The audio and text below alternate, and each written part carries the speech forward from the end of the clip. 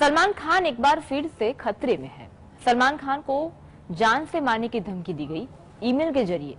गोल्डी बरार नाम के गैंगस्टर ने सलूमिया को धमकी दी और धमकी मिलने के बाद सलमान के घर की सुरक्षा बढ़ा दी गई।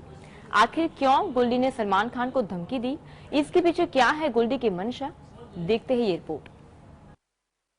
मुंबई में सलमान को जान से मारने की धमकी मिलने के बाद उसके घर की सुरक्षा बढ़ा दी गई है। बांद्रा पुलिस ने आईपीसी धारा 506(2), 120(b) और 34 के तहत मामला दर्ज किया। जेल में बंद गैंगस्टर लॉरेंस बिश्नोई, गोल्डी बरार और रोहित गर्ग पर सलमान के ऑफिस में कथित रूप से ईमेल भेजने के आरोप में मामला दर्ज किया था। धमकी के पीछे की कहानी पर नजर डालें तो एक इंटरव्यू में पंजाब के बठिंडा के जेल में बंद लॉरेंस बिश्नोई ने कहा था, सलमान खान माफी मांग ले तो बात खत्म हो जाएगी। पिछले 4-5 सालों से सलमान को लॉरेंस मारना चाहता है। सलमान का अहंकार रावण से भी बड़ा होने की बात लॉरेंस ने कही थी। लॉरेंस ने कहा, सलमान खान को बीकानेर के मंदिर जाकर माफी मांगनी चाहिए। इस घटना के तहत पुलिस ने सुरक्षा बढ़ाई है, पर अभी देखना यह बाकी है कि यह विवाद कब सुलझता है। Bureau report. पंजाब में खालिस्तान समर्थक अमृतपाल सिंह के खिलाफ जारी कार्यवाही के बीच ब्रिटेन में भारतीय उच्चायोग पर हमला हुआ है। खालिस्तानी हमलावरों ने इस दौरान तिरंगे का अपमान किया। कुछ खालिस्तानियों ने उच्चायोग में तोड़फोड़ भी की। क्या है मामला, देखिए। पंजाब में खालिस्तान समर्थक अमृतपाल सिंह के खिलाफ जारी कार्रवाई के बीच ब्रिटेन में भारतीय उच्चायोग पर हमला हुआ है। खालिस्तानी हमलावरों ने इस दौरान तिरंगे का अपमान किया। इस घटना से नाराज भारत ने ब्रिटेन उच्चायोग के उप प्रमुख को तलब किया, क्योंकि उच्चायुक्त एलेक्स एलिस दिल्ली से बाहर है। एलिस ने ट्वीट कर इस घटना की कड़ी निंदा की है। पाकिस्तान के इशारे पर यह खालिस्तानी लंबे समय से भारतीय उच्चायोग को निशाना बनाते आए हैं। कई बार भारत विरोधी प्रदर्शनों में पाकिस्तानी नागरिकों के शामिल होने के सबूत भी सामने आ चुके हैं। ब्रिटिश सरकार इसे अभिव्यक्ति की आजादी मानती है। यही कारण है कि भारत के बार बार कहने के बावजूद इन हमलावरों के खिलाफ कोई सख्त कार्रवाई नहीं होती है। लेकिन इस बार भारत ने ब्रिटिश उच्चायुक्त को तलब कर अपने इरादे जाहिर कर दिए हैं। Bureau report. अमृतपाल सिंह वारिस पंजाब दे संगठन का प्रमुख है। इसे अभिनेता दीप सिद्धू ने बनाया था। दीप सिद्धू की पिछले साल फरवरी में सड़क हादसे में मौत हो गई थी। दुबई से लौटे अमृतपाल सिंह ने संगठन की कमान संभाली। कैसे पंजाब का जवान खालिस्तान की मांग करने लगा, कैसे हुई अमृतपाल की ट्रेनिंग, कहां तैयार हुआ अमृतपाल, देखिए खास रिपोर्ट। दुबई में ब्रेन वॉश, जॉर्जिया में ट्रेनिंग और पंजाब को दहलाने की साजिश। जी हां, यही सच है अमृतपाल के किस्से का। इस तरह आईएसआई ने तैयार किया अमृतपाल को। पंजाब पुलिस का वारिस पंजाब दे संगठन के चीफ अमृतपाल सिंह और उसके समर्थकों के खिलाफ ताबड़तोड़ एक्शन जारी है। अब तक अमृतपाल सिंह के 112 समर्थक और करीबियों को गिरफ्तार किया गया है। अमृतपाल के खिलाफ अब तक जांच में सामने आया है कि वह दुबई में आईएसआई के संपर्क में आया था। इसके बाद भारत आने से पहले आईएसआई द्वारा उसे जॉर्जिया में ट्रेनिंग दी गई थी। अमृतपाल का संबंध प्रतिबंधित खालिस्तानी संगठन सिख फॉर जस्टिस से भी है। अमृतपाल को आईएसआई के द्वारा फंडिंग, आतंकियों को शेल्टर और ड्रोन द्वारा हथियारों की सप्लाई की गई। इस बार आईएसआई ने अमृतपाल को भारत के खिलाफ अपना हथियार बनाया है। Bureau report, GSTV. कि राहुल गांधी को बड़ी कीमत चुकानी पड़ रही है। राजनीतिक दल की नहीं, संसद में भी तीखी प्रतिक्रिया हुई है। दूसरी ओर राहुल के निलंबन को लेकर मांग उठ रही है। राहुल के निलंबन का फैसला कब तक लिया जा सकता है, उस पर खास रिपोर्ट। राहुल गांधी द्वारा ब्रिटेन में दिए गए बयानों को लेकर उनकी लोकसभा सदस्यता रद्द करने के कदम को लेकर बीजेपी में काफी मंथन चल रहा है। भाजपा में एक वर्ग का मानना है कि यह कदम उठाकर भाजपा राहुल को हीरो बना देगी। बीजेपी ने राहुल की सदस्यता रद्द करने की मांग की है। राहुल पर लगे आरोप सही पाए जाने पर समिति सदन में प्रस्ताव लाकर उनकी सदस्यता हटा सकती है। यह महत्वपूर्ण है कि भाजपा के पास लोकसभा में बहुमत है। यह कोई मुश्किल काम नहीं है, लेकिन भाजपा इसके राजनीतिक निहितार्थों के बारे में अनिश्चित है। कुछ वरिष्ठ नेताओं ने यह भी चेतावनी दी है कि अगर राहुल की सदस्यता रद्द की जाती है तो कर्नाटक विधानसभा चुनाव में बीजेपी को झटका लग सकता है। यह वजह से पूरी संभावना है कि बीजेपी कर्नाटक विधानसभा चुनाव के बाद इस पर फैसला लेगी। Bureau report GS। राजस्थान के मुख्यमंत्री अशोक गहलोत ने देश की मौजूदा स्थिति की तुलना इंदिरा गांधी की आपात स्थिति से की, जिससे कांग्रेस के नेतागण परेशान है। लेकिन सोशल मीडिया पर लोग उनकी तारीफ कर रहे हैं। तो दिल्ली शराब घोटाले में भारत राष्ट्र समिति की नेता कविता की एक बार फिर पूछताछ तेलंगाना के मुख्यमंत्री KCR राव की बेटी कविता सोमवार को ईडी के सामने पेश हुई। क्या सिसोदिया बाद अब कविता पर ईडी की नजर है? देखिए रिपोर्ट में।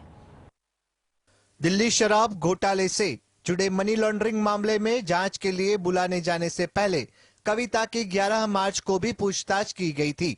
उन्होंने ईडी द्वारा जारी समन्स को चुनौती देते हुए गिरफ्तारी से सुरक्षा की मांग करते हुए एक याचिका दायर की थी। बाद में ईडी ने उन्हें 20 मार्च को पेश होने के लिए समन भेजा। सूत्रों के मुताबिक आप नेता और दिल्ली के पूर्व उप मुख्यमंत्री सिसोदिया की गिरफ्तारी समेत कई लोगों को गिरफ्तार किया गया है। ईडी ने अब कविता को शराब घोटाले में गिरफ्तार करने की तैयारी कर ली है। कविता, KCR समेत लोग इसके लिए मानसिक रूप से तैयार होने की जानकारी सामने आ रही है। Bureau report. दिल्ली के रामलीला मैदान में किसान महापंचायत का कार्यक्रम हुआ। संयुक्त किसान मोर्चा का कहना है कि इस महापंचायत में शामिल होने के लिए लाखों किसान दिल्ली आ रहे हैं। महापंचायत को लेकर क्या है किसान से जुड़े मुद्दे, देखिए रिपोर्ट में। पिछले महीने किसान संगठन SKM ने कहा था कि MSP पर कानून बनाने के लिए दबाव बनाने के लिए दिल्ली में एक महापंचायत का आयोजन किया गया है। SKM नेता दर्शनपाल सिंह ने एक प्रेस कॉन्फ्रेंस में कहा कि 9 दिसंबर 2001 के दिन सरकार ने हम लोगों को दिए गए लिखित आश्वासन को पूरा करना चाहिए। किसानों की समस्या के समाधान के लिए प्रभावी कदम उठाने के अलावा सरकार ने कहा था कि जो किसानों के खिलाफ मुकदमे दर्ज है वो वापस लेगी और कानून सहायता प्रदान करेगी। SKM ने केंद्र द्वारा गठित MSP कमेटी को भंग करने की मांग की। किसानों की मांग थी कि आंदोलन के दौरान जान गंवाने वाले किसानों के परिजनों को राहत राशि का भुगतान किया जाए। इसीलिए किसान आंदोलन को फिर आक्रामक बना रहे हैं। बहरहाल भविष्य में क्या समीकरण बनेंगे उसके ऊपर भी नजर रहेगी। ब्यूरो रिपोर्ट जी। बीजेपी लगातार ईसाई समुदाय में अपना दबदबा कायम करने की कोशिश कर रही है, लेकिन बीजेपी ईसाई समुदाय को खुश करने में कामयाब नहीं हो पाई है। दूसरी ओर तोरलिस में रोमन कैथोलिक चर्च के आर्क बिशप मार जोसेफ पामलानी ने बीजेपी के लिए बड़ी बात कही है। उनके बयान से बीजेपी को कैसा फायदा होगा, देखिए रिपोर्ट में। भाजपा लगातार केरल में ईसाई समुदाय पर हावी होने की कोशिश कर रही है, लेकिन भाजपा ईसाई समुदाय को खुश करने में विफल रही है। दूसरी ओर तलासेरी में रोमन कैथोलिक चर्च के आर्क बिशप मार जोसेफ पामलानी ने कहा कि अगर केंद्र सरकार रबर की खेती करते किसानों की स्थिति में सुधार करने के लिए कदम उठाती है तो हम बीजेपी को समर्थन करेंगे। महत्वपूर्ण है कि यह कैथोलिक चर्च दक्षिण राज्य में अधिकांश ईसाइयों का प्रतिनिधित्व करता है। बिशप के बयान से माकपा और कांग्रेस खफा है।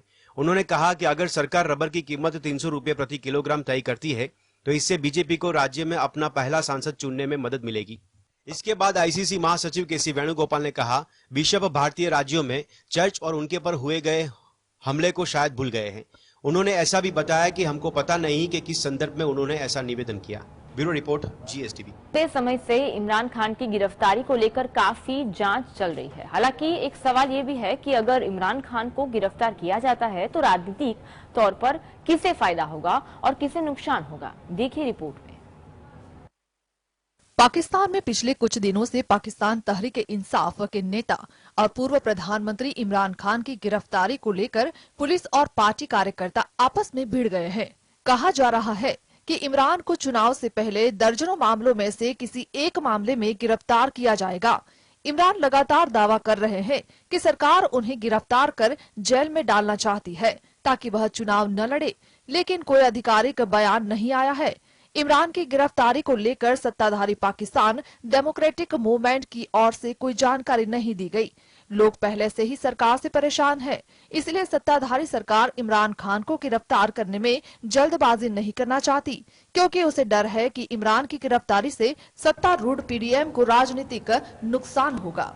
Bureau report, GST. सत्ता के बाद ईरान और सऊदी अरब ने 10 मार्च को अपने राजनीतिक संबंध मजबूत बनाने पर जोर दिया। पिछले कुछ झगड़ों और नाराजगी को खत्म करते हुए दूतावास खोलने के लिए एक ऐतिहासिक समझौते पर हस्ताक्षर किए गए। चीन की दोस्ती से किसे फायदा हो सकता है और किसे नुकसान, देखते ही रिपोर्ट में। ईरान और सऊदी अरब दोनों देश 2001 में हस्ताक्षरित सुरक्षा और आर्थिक सहयोग समझौते को लागू करने पर सहमत हुए हैं। 2016 में ईरान और सऊदी अरब के बीच संबंधों में खटास आ गई थी। हाल ही में चीन ने मध्यस्थी बनकर दोनों देशों के बीच समझौता कराया, लेकिन अब यह समझौता खाड़ी देश, अरब देश, पड़ोसी दक्षिण एशियाई देशों, खासकर पाकिस्तान और हिंदुस्तान को प्रभावित कर सकते हैं। न केवल भारत और पाकिस्तान बल्कि अमेरिका भी चिंतित है। 2016 में ईरानी प्रदर्शनकारियों द्वारा तेहरान में सऊदी दूतावास में तोड़फोड़ करने के बाद से दोनों देशों के बीच राजनीतिक संबंधों में खटास आ गई है। तब आतंकवाद के आरोप सर मुख्य सऊदी शिया धर्मगुरु शेख बाकिर अलमीर की हत्या कर दी गई थी। Bureau report, GST. पिछले 2 हफ्तों में कोरोना के मामले फिर से बढ़ते दिखाई देते हैं। कई राज्यों में ऐतिहासिक कदम भी उठाए गए हैं। इस बीच कोविड के फैलने की मिस्ट्री पर एक नई स्टडी सामने आई। इसमें चीन के वुहान शहर को लेकर कई बातें सामने आई हैं। क्या है पूरा मामला, आइए देखते हैं। जी हां, पहले कहा जा रहा था चीन के सी फूड मार्केट से चमगादड़ से कोरोना वायरस फैला था, लेकिन अब कुत्ते का कनेक्शन पता चला है। वुहान मार्केट से लिए गए सैंपल में राइकुन कुत्तों के जेनेटिक मटेरियल पाए गए हैं। जेनेटिक मटेरियल का मतलब यह है कि राइकुन डॉग को संक्रमण हुआ था। ऐसे में इस बात की संभावना बढ़ जाती है कि इन कुत्तों के जरिए ही इंसानों तक कोरोना का वायरस पहुंचा। इससे एक बात और साफ होती है कि कोरोना वायरस किसी लैब में पैदा नहीं हुआ, बल्कि जानवर से फैला। नई स्टडी में साफ हो गया है कि कोविड पॉजिटिव सैंपल में राइकुन कुत्तों के डीएनए थे। सिवेट जैसे जानवर के भी डीएनए पता चले हैं। भारत में विधानसभा चुनाव से पहले टीपू सुल्तान की मौत पर फिल्म बनाने की घोषणा से सियासी गर्माहट फैल गई है। टीपू सुल्तान की मौत पर फिल्म बने तो कैसा राजनीतिक विवाद खड़ा हो सकता है, आइए देखते हैं खास रिपोर्ट। कर्नाटक में सत्तारूढ़ भाजपा के मंत्री मुनिरत्न नायडू ने दावा किया है कि यहां टीपू सुल्तान के हत्यारों पर फिल्म बनाएंगे। इसके लिए यह Karnataka film chamber of commerce से बातचीत कर रहे हैं। मुनिरत्न ने दावा किया कि उरी और वोकालिंग समुदाय के 2 सरदारों नानजीगौड़ा ने टीपू सुल्तान की हत्या कर दी थी।